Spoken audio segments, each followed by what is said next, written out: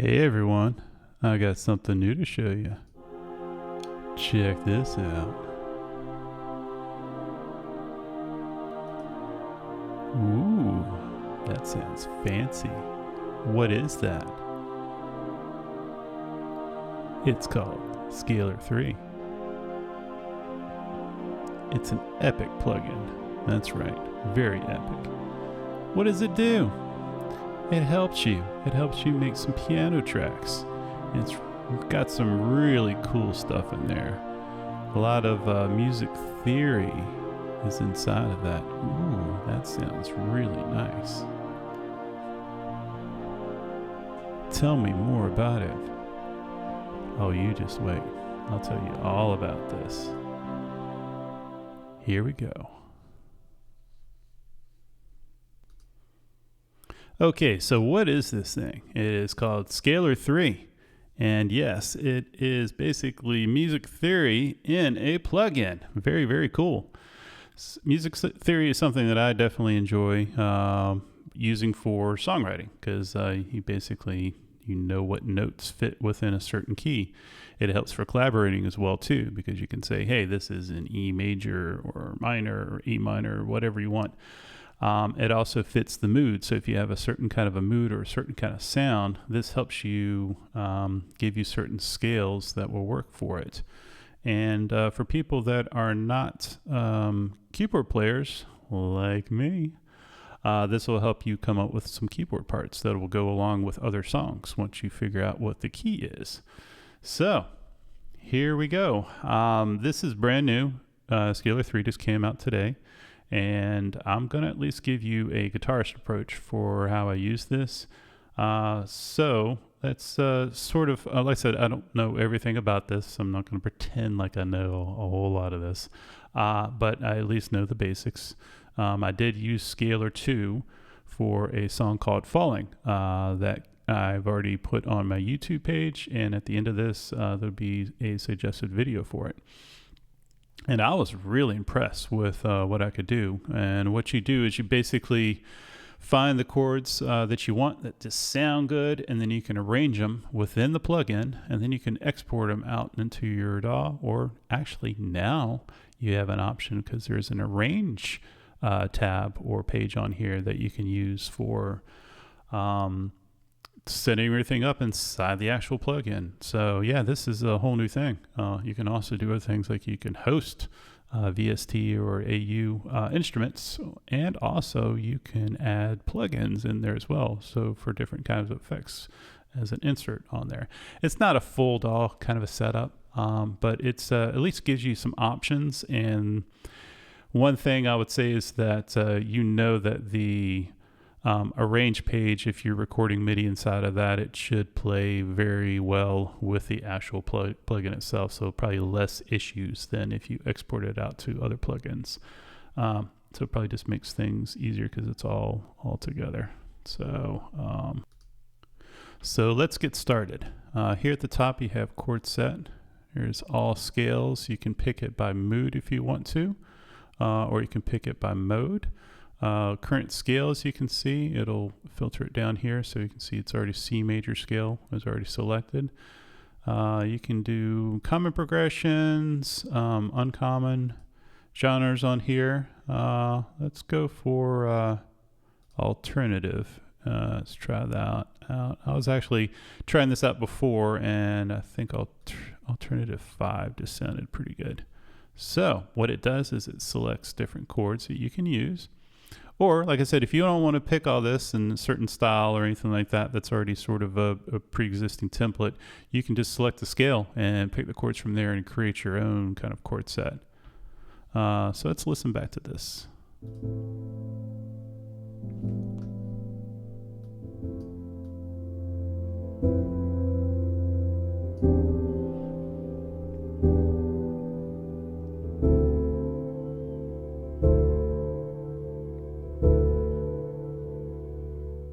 Nice.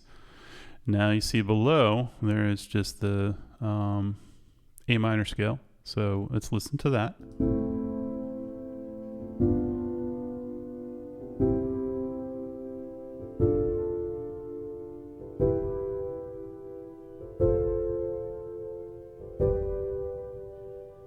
Now, if you want to play these chords on your keyboard, there is a bind option. It looks like a little link here.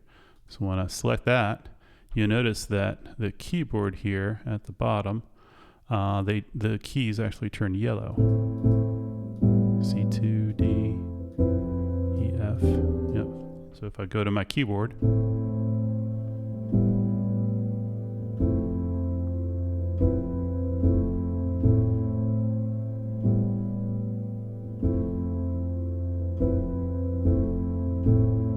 so I'm actually playing that on my keys, on my keyboard here. I could do the same thing if I want to for the C major scale down below.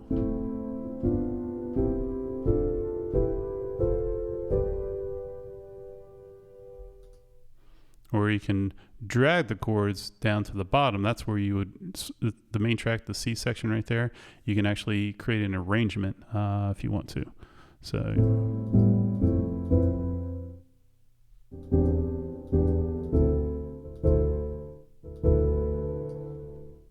do that is you just select everything and then drag it down. Now, with the main track, you have other options on here as well. You can view it as a guitar fretboard. So when you're playing it back, you can see all the notes, which would help out as a guitarist. You would know what notes would fit within the scale or within the chord. I like that option a lot.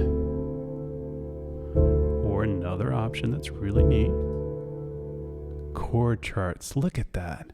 You can see the individual chords that go within these chords here, like for a guitar, like on the actual fretboard. And you can also do it by position. So you can do position 1, position 2, which is higher up, where you're doing a bar across on a certain fret. Even higher up there, that's the 7th fret right there. What finger goes where? That's just awesome right there. Do that for each one of these. So cool for a guitarist. And what I like about this is that, yeah, if you don't have all the chords memorized and all that kind of stuff and you're trying to figure things out, figure out how to play it, this shows you everything that you need. That's so cool.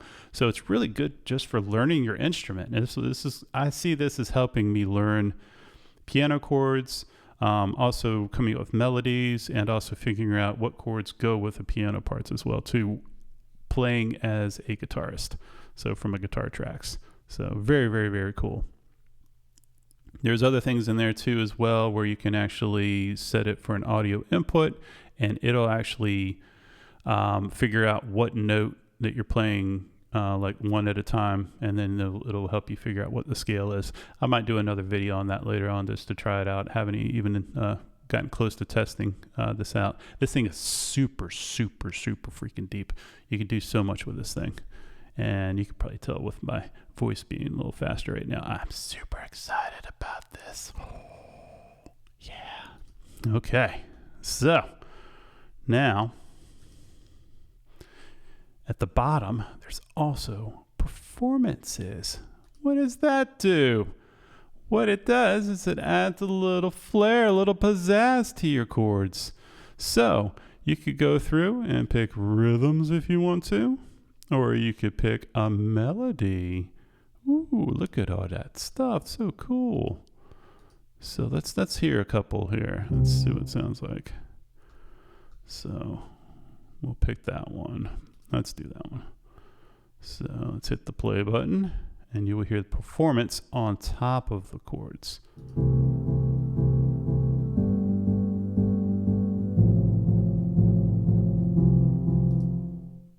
That was a little boring. Let's figure out a different one. Let's try something else.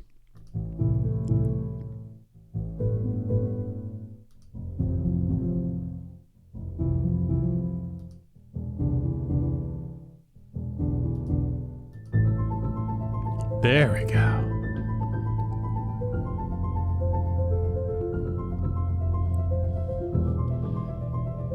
As a guitarist, that'd take me forever to figure out how to play that.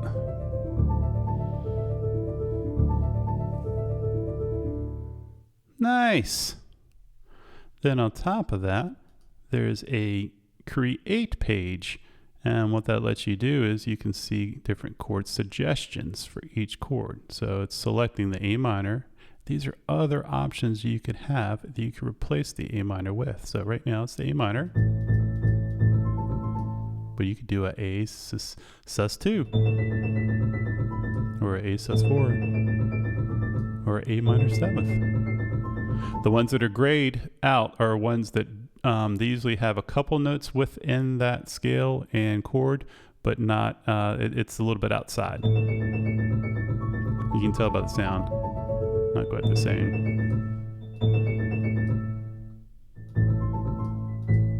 Now when I switch to here, let's do F major 7th. These are the different ones.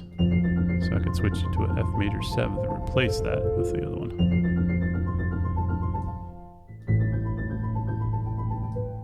And there's so much more stuff in here. See, modulation. You can explore, which looks like the circle fifths, but it's a little bit different. I think the notes in the center, the main ones, and the ones on the outside are slightly a little bit different. You can link those as well. You can create different genres. You can do mood. You can do a dynamic scale, which basically when you select it, it'll switch the other notes around it, or chords around it, each time you select a certain one, because it's dynamic.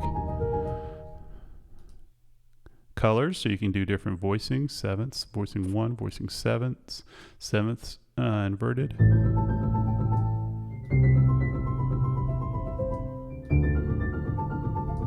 And then sketch is one where you can sit there and just mess around with a whole bunch of different progressions, and you can find out which one works for you. So it's kind of like a little playground, a little place to kind of mess with things and sort of figure it out. And then the last is the arrange page, which is pretty new. I haven't actually messed with this, but it gives you a full MIDI editor and a mixer. So you can go through and mix your tracks, solo, mute, pan. You can add effects on there. And what's neat is there's a manufacturer option on here. So I can go through and I can add third-party instruments and effects on there. Very, very cool. So you can do all this within this range page. So very, very neat stuff. So like I said, this is a very, very basic overview. Just wanted to kind of give you an idea of what the possibilities are. If you like to, go check out my song called Falling, which there's a nice little snowfall background to it. I actually took that as a video, a slow-mo video on my camera, because I went outside and like, oh, these snowflakes are huge and they look beautiful. And I wanted to capture that and share that with everyone. And I just put some music to it because I got all inspired by it. And like I said, I want everyone to check it out. And I did that with the Scalar 2 plugin. So I hope everyone likes that.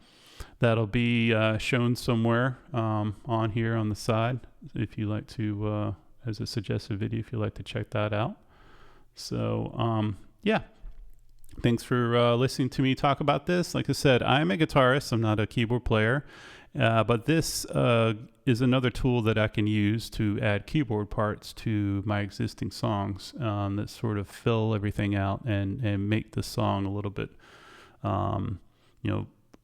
just more complex, but at the same time, I like to keep things simple at the same time too.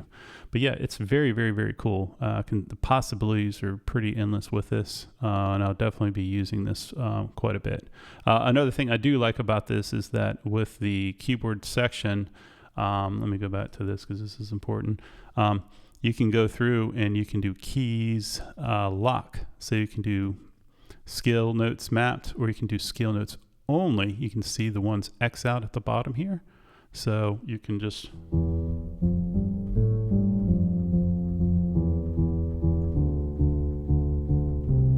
I have the performance thing on. Let me take that out. But if I hit the other keys, you'll notice it's silent because it's got the X on there. You can also do white keys only.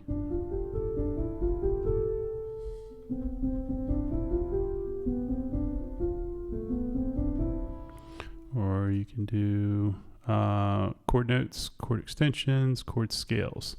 So this is nice for being able to, if I change the scale here, you'll see it reflected at the bottom chords.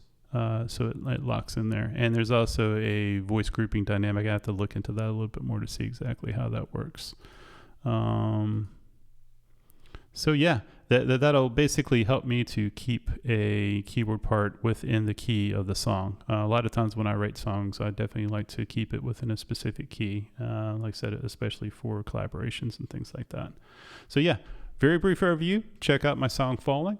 Check out all the other songs that I have on the on my site AfterAudio.com or on this YouTube channel. I appreciate all the support that everyone provides for this, and yeah, everyone have a wonderful day, and thanks for listening to me talk about all this kind of stuff. I enjoy these tools. They're a lot of fun, and I'll probably do another video about this later on as well too. All right, take care everyone. I'll see y'all.